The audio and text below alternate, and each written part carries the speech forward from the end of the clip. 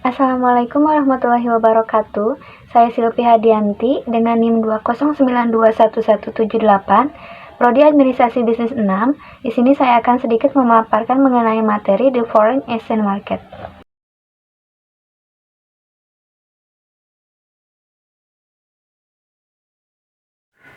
Di sini ada pasar valuta asing atau foreign exchange market, atau sering pula disebut dengan bursa palas, adalah suatu mekanisme di mana orang dapat mentransfer daya beli antar negara, memperoleh atau menyediakan kredit untuk transaksi perdagangan internasional, dan meminimalkan kemungkinan resiko kerugian akibat terjadinya fluktuasi kurs suatu mata uang. Secara umum, permintaan atau penawaran valuta asing dilakukan di bursa valuta asing yang diselenggarakan oleh bank atau lembaga keuangan lainnya. Di sini ada pengertian palas. Yang pertama, valuta asing atau palas, yaitu alat transaksi yang dapat diterima di negara lain.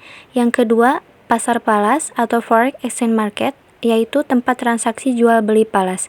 Dan yang ketiga, pertukaran antara dua mata uang yang berbeda akan terdapat perbandingan nilai atau harga antar kedua mata uang, atau exchange rate.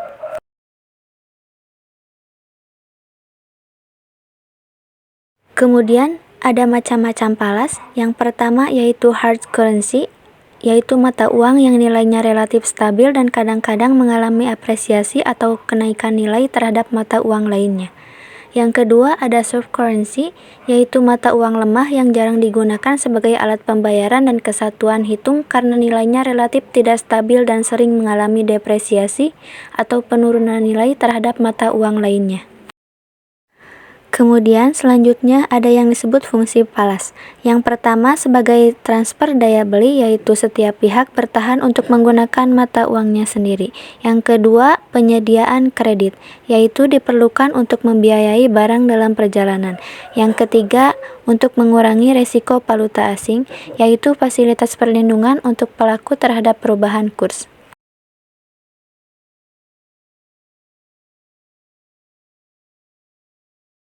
Kemudian di sini ada tujuan melakukan pasar palas. Yang pertama untuk transaksi pembayaran, yang kedua mempertahankan daya beli, yang ketiga pengiriman ke luar negeri, dan yang keempat untuk mencari keuntungan. Kemudian ada mekanisme pasar palas.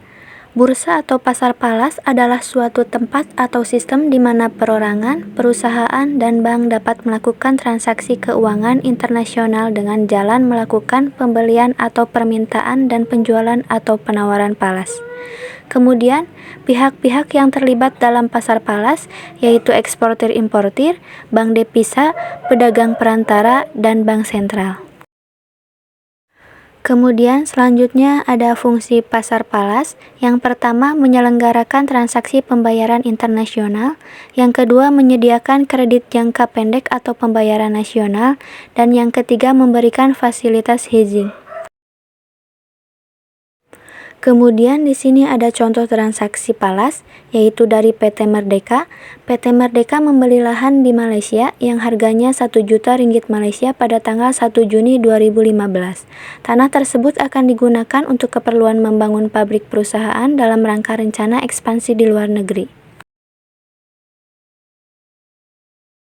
Kemudian di sini ada sistem kurs valuta asing. Yang pertama fixed exchange rate, yang kedua floating exchange rate, yang ketiga fixed exchange rate. Di mana yang pertama yaitu fixed exchange rate atau kurs tetap. Dalam sistem kurs ini, mata uang suatu negara terhadap negara lain didasarkan pada standar emas.